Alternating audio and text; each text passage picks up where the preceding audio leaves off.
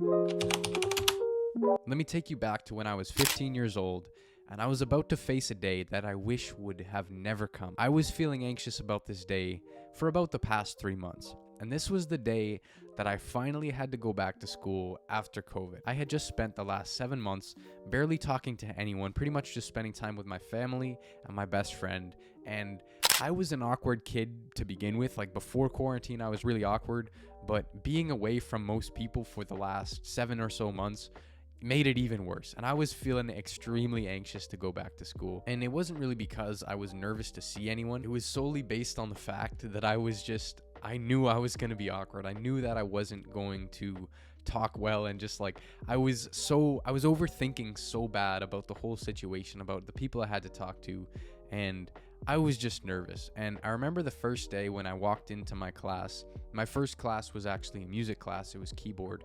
And the way that this class worked was, because of COVID and quarantine and everything, we couldn't actually meet in the music room. We had to go to a separate class, wait, and then an announcement or our teacher would come and get us, and then we'd all walk down to the music class together and just like start playing keyboard or whatever.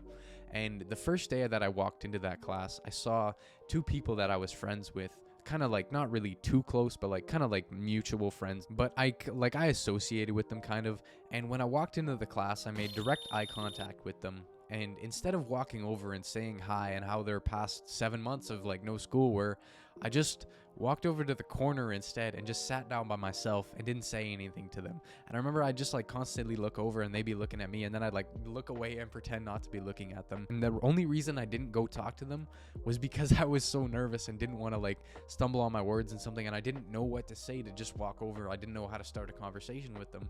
So I just sat down by myself instead. And eventually one of my other friends came over and started talking to me, and then we both went over and he kind of led the conversation to where it needed to go. But I still can't believe that I didn't go talk to people that I was friends with, just because I was so awkward and hadn't talked to anyone for so long, that I just like sat down by myself instead of going over to these people. And the thing was, for me, compared to most people, I did pretty well in quarantine. It was the time where I started lifting weights and started to actually grow, so I was a bit more confident with myself, and I was a lot taller than I used to be as well. And I started working on a bunch of music. I got a lot better at playing the drums and the guitar, and I'd also grown a lot closer with my best friend. So I'd say I'd done pretty well compared to the people who just spent all day inside watching Netflix and playing video games and stuff. And my life actually benefited from the lockdown. Even I was still super awkward after being isolated from people for so long. And this experience kind of displays a phenomenon that I've kind of caught within myself a couple times, but also I see it pretty frequent with the self-improvement community, because there's this notion online that like, oh, it's cool if you spend all your time working on your business and just grind by yourself, go to the gym by yourself and just grind, and just work super hard and like, you know, like isolate and cut other people off from your life. And while I do agree that there is times in your life where you are going to be a bit more isolated, cutting people off and just completely like disappearing for a year and going on monk mode for this extended period of time isn't necessarily going to be the best thing for your life. And although improving and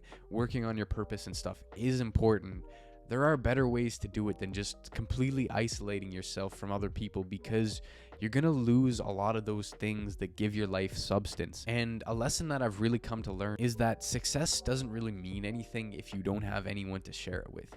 If you don't spend time in your life prioritizing those other things that come with self-improvement, like your social skills and your relationships, then as much success as you get from your business or your work or whatever you're doing, it's really not going to be all that fulfilling if you don't have that other side of your life. There's a word that I really love, and it's my favorite word. I'd say it's been for the past little bit because I've just been thinking about it a lot. And that word is dichotomy. And basically, this word just explores the constant balance that is seen with a lot of different things, whether that be leadership or work and play, and all these different aspects of your life. Each of them separately have certain dichotomies. Like an example for like leadership, you need to be humble, but you can't be passive. You need to be confident, but not arrogant. You see how there's kind of that middle ground, and that's where I believe that on self-improvement, being in that middle ground and that balancing that dichotomy of your work and the other aspects of your life is the most fulfilling place to be. Because trust me, I get so much fulfillment from working on stuff like this, from making YouTube videos, making music, running the communities and stuff. Like, man, this gives me a lot of fulfillment. But there's the other side of my life that is also extremely important to me. Spending time with my friends in the gym and doing like stupid stuff like that, or just going out and enjoying nature, spending time with my family, the things like that. That's really what adds the substance to your life. You have your purpose, which I describe as kind of your rock. It's your base.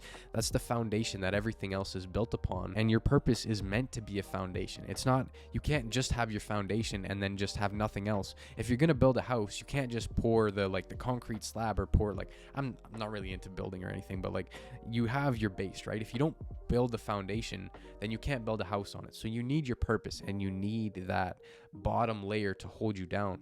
But also, if you just pour that foundation, a foundation itself isn't really anything that's useful. You can't live on the foundation. Like, you could lay there but it's just an empty block. You need to build on it. And that's what comes with life. You need to build on your foundation. You need to build on your purpose.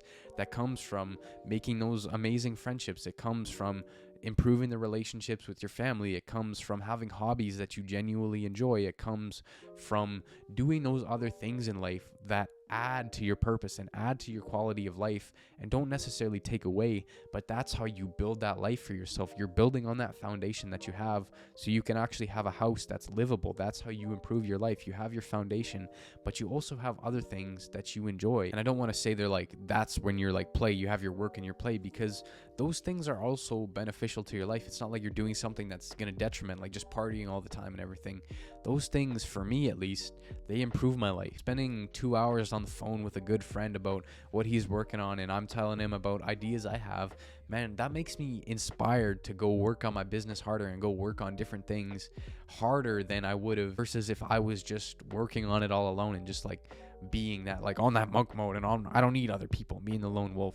There's that other side of life that is life. There's the times to live. There's the times to work and be focused and be productive. But man, you also got to live. You also got to have those things. But the thing is, you can't have one without the other. You can't just spend all your time working and expect your life to be good, because you're going to be lonely. You're going to feel depressed, because other things like taking care of your mental health and spending time with other people that you genuinely enjoy and genuinely have a connection with, those are the things that add that substance to your life, like I said.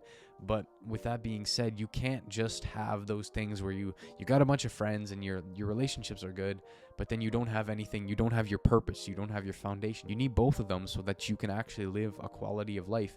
And it's that dichotomy again. Sometimes there's going to be times where you need to put more focus on your work, and some of the time you spend doing those other things has to be sacrificed. And other times there's going to be a little where you have to pull back on your work a little bit. You can't just keep going full steam ahead all the time, because maybe something in that other aspect of your life needs attention too.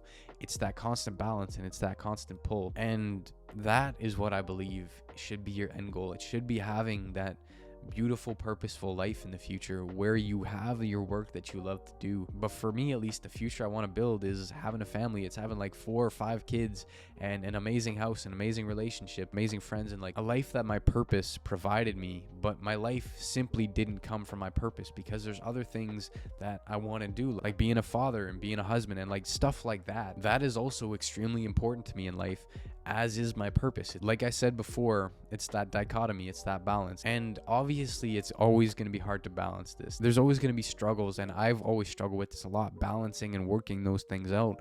But the best way to do this, it simply just comes down to being present. Be as present as you can with the things that you are doing right now. When it's time to work your off on whatever you're doing. Be focused, be productive. And when it's time to work, focus on work. But also when it's time to spend time with your families or go to the gym with your friends, be there, be in that moment, enjoy it for what it is, be present. Because what I see with a lot of people in modern life, when they're at work, they're worried about family stuff or other stuff. And then when they're with their family, they're worried about work and stuff. And for me, that's not the way I want to live. I want to live for what the moment offers. When it's time to work, I'm focused on work. But that doesn't mean that I'm so focused on work that I neglect that other side of my life. So enjoy those things that you have. Enjoy those things that give substance to your life. Not saying go take substances, like go drink and party. Like, that's not what I'm saying. But go outside, Go for a run, go fishing, go hunting, go do the things you enjoy. Go to the gym with your friends. Don't just neglect that other side of your life so you can focus on grind. Go touch grass. Go enjoy those moments with your friends. Be your age and just do things that you're not always going to get the chance to do. That's one of the big reasons why I went traveling, because I know right now, man, I'm as free as a bird. I don't really have anything holding me down too much.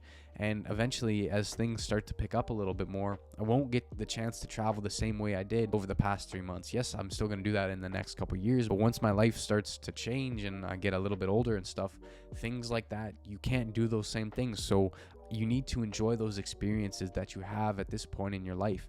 Be present, enjoy what the moment offers, and just still be focused on your work and still be focused on your future, but just don't let it consume you. Your purpose should add to your life, it shouldn't rip you down. Your purpose should provide you with that foundation, but if you don't build anything on it, then it's not going to be worth anything in itself. Now, with that being said, if you don't know already, my name is Colby Wallace. I'm an 18-year-old artist from Canada. I almost said currently traveling in Australia, but no, I'm back in Canada now. And if you like videos like this and want to hear me talk about some more self-improvement stuff and also want to hear my original music, you might as well subscribe. I got lots more stuff coming. I got videos, I got covers, I got like new songs coming out and stuff in the very near future, so stay tuned. And if you struggle with being addicted to your phone and spend too much time on YouTube or social media and want to learn how to find your purpose, I have a free community which you can go join. Scroll down right now and click that top link in the description and you will join our free community where you can find your purpose and start living that life. My original music is also in the description, and with that being said, I have nothing more to say except never stop creating, my friend, and I'll see you in the next one. Goodbye. I just spent 20 minutes pouring my heart out into this video, and I didn't press record. I'm trying a new way to record this, and I didn't press record the first time, man. That makes me so mad because I did so well on the first take and everything. But I hope you enjoyed the second take, and remember, be present. I'll see you in the next one. And yeah, goodbye.